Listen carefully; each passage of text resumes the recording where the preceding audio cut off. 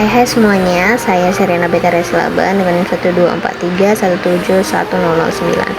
Nah, ini adalah tugas video konsentrasi. Selamat menonton.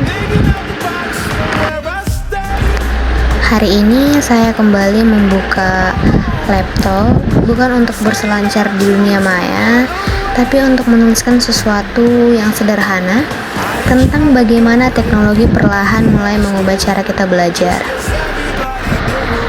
Beberapa hari yang lalu, saya mewawancarai seorang tutor bahasa Inggris di PKBM Teladan di Jalan Madia Santoso nomor 193C, Medan.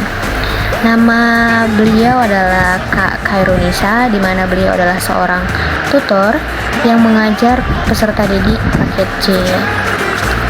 Sedikit dari cerita beliau, saya tahu bahwa teknologi sudah hadir di ruangan kelas itu. Beliau juga menggunakan laptop ataupun komputer dan proyektor untuk mendukung proses pembelajaran mereka.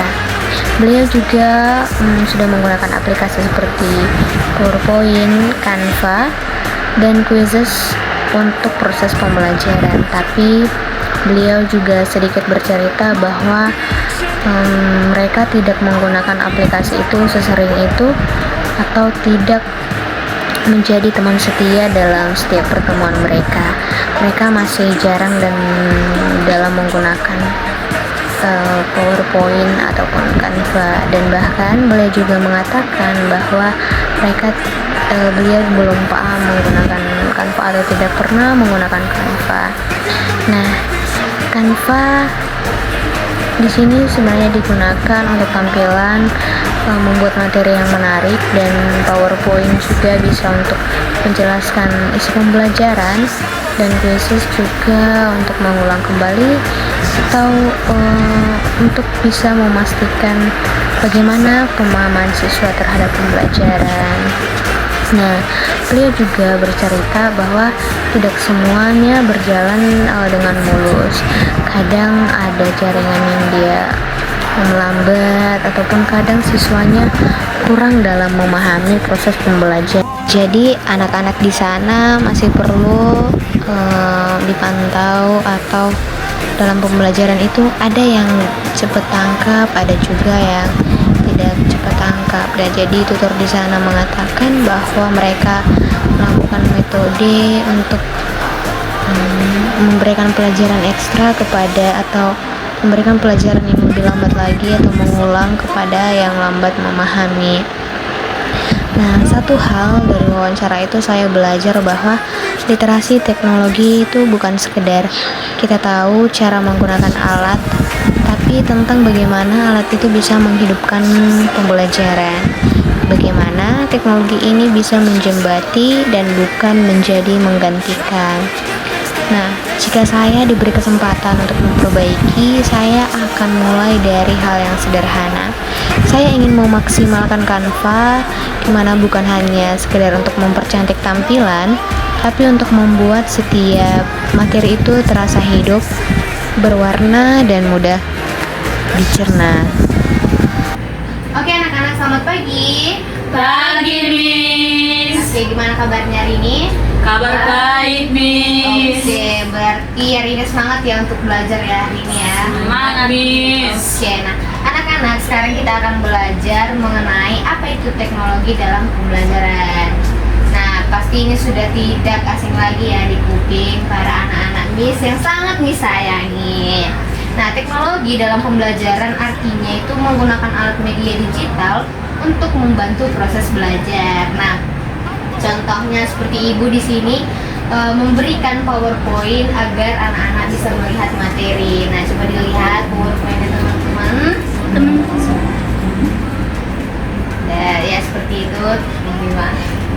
Nah, jadi di teknologi dalam pembelajaran ini juga siswa mengumpulkan ini tugas lewat Classroom maupun media-media lainnya seperti Drive. Nah, bisa juga belajar lewat YouTube ataupun kuis online seperti Quizzes. Ada yang tahu di sini aplikasi Quizzes?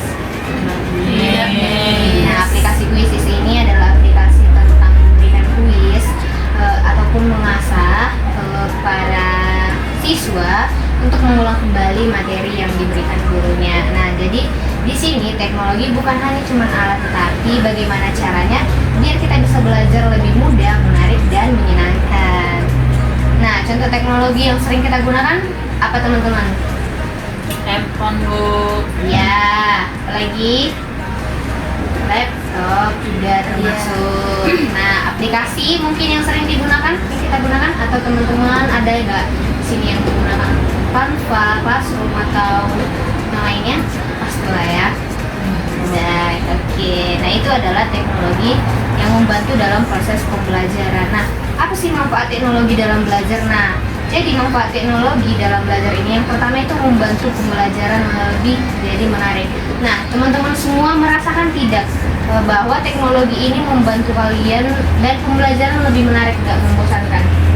Masa, Miss? Oke, nah jadi juga ini membantu kita lebih cepat cari informasi. Nah, kalian di sini kalau mau cari informasi pasti langsung tanya ke GPT ataupun AI, ya kan? Iya. Yang kedua itu memudahkan guru dan siswa berkomunikasi tanpa batas waktu. Nah, semisal kita ataupun kami sebagai guru ataupun siswa itu bisa berkomunikasi tanpa harus ketemu langsung. Jadi kita bisa menggunakan teknologi ataupun media digital untuk melakukan pembelajaran. Nah, jadi ini juga mendorong kita agar lebih mandiri dan kreatif. Nah, dulu kita belajar hanya dengan buku, papan tulis, tapi sekarang kita bisa belajar lewat tambahan internet ataupun kita bisa cari pembelajaran dari video YouTube. Nah, tentu tantangannya juga banyak ya anak-anak di sini. Seperti kadang kalau untuk teknologi internet ya, internet kadang nggak bagus, jaringan nggak bagus, ataupun HP yang menyebabkan HP ataupun laptop kita jadi rusak atau jadi ke-distract membuka media sosial seperti waktu belajar. Nah, jadi teman-teman penting untuk belajar menggunakan teknologi dengan bijak. Nah, jadi teknologi dalam pembelajaran itu bukan hanya soal alatnya, tapi gimana kita memanfaatkan dengan cerdas dan bermanfaat. Nah, kalau kita bisa menggunakannya dengan baik, jadi teknologi bisa menjadi teman belajar terbaik kita. Ya, oke semuanya anak-anak. Nah, sudah paham sampai di sini apa itu teknologi? Sudah, Miss. Nah, oke, kalau sudah paham Miss mau tanya. Jadi apa itu teknologi? Saya Miss. Oke, Cicit silahkan. Apa itu teknologi? Menurut saya Miss, jadi teknologi itu alat atau media digital untuk Ya. membantu proses pembelajaran. Oke, benar. Jadi ya teman-teman, itu adalah alat dan media digital untuk membantu proses pembelajaran. Nah, saya sudah melihat ya, Citra Juni sudah menjawab. Berarti kalian udah paham ya anak-anak ya? Sudah, Miss. Nah, oke, sekarang waktunya Miss membagi tugas. Nah, di sini karena kita tadi membahas teknologi dalam pembelajaran, di sini Miss akan membagikan tugas lewat Google Classroom. Nah, jadi nanti Miss akan kasih link, nanti kalian akan menjawab ataupun mengerjakan tugasnya dari Classroom dan mengirimnya juga lewat Classroom. Oke anak-anak, nah kalian sudah paham itu tadi teknologi, dan sekarang Miss akan memberikan tugas lewat teknologi yang namanya Classroom. Nah, jadi Miss akan ngasih tugas nanti untuk kalian kerjakan di Google Classroom. Kalian juga mengirimnya di situ, jadi nanti Miss akan kirim linknya ke grup kalian. Nanti kalian masuk ya, join ke kelas Miss biar kita juga bisa memanfaatkan yang namanya teknologi tadi. Oke, anak-anak, cukup sekian hari ini. Terima kasih atas waktu yang diberikan untuk mendengarkan Miss hari ini, dan terima kasih. Selamat siang. Siang, Miss. Jadi di video praktek tadi itu saya di sini menjelaskan materi mengenai teknologi, menjelaskan mulai dari pengertian, manfaat ataupun apa saja itu media teknologi dan bagaimana caranya, dan juga apa halangan-halangan yang dialami oleh pembelajaran media digital. Nah, saya di sini menjelaskan kepada mereka dengan menggunakan aplikasi Canva, yaitu tadi Canva ini membantu untuk membuat pembelajaran itu lebih berkreasi atau lebih asik dan tidak monoton, dan bisa membuat pembelajaran itu tidak membosankan. Nah, saya membawakan materi di sini melalui dengan menggunakan Canva dan membagikan materinya melalui PPT kepada mahasiswanya ataupun siswanya. Nah, setelah saya memberikan materi melalui Canva tadi, saya juga menghadirkan yang namanya aplikasi Classroom, di mana setelah materi ini selesai, saya memberikan mereka tugas, di mana tugas-tugas itu akan mereka kerjakan dan akan mereka kirimkan ke aplikasi yang namanya Google Classroom. Nah, jadi kedua aplikasi ini digunakan untuk mendapatkan hasil yang baik. Jadi secara singkatnya, Canva di sini sebagai media atau alat pembelajaran yang bervariasi atau berkreasi yang tidak membosankan dan menarik perhatian para siswa juga. Dan di sini Google Classroom sebagai media yang efektif jika mahasiswa tidak melakukan tugas atau mengerjakan materi bisa diakses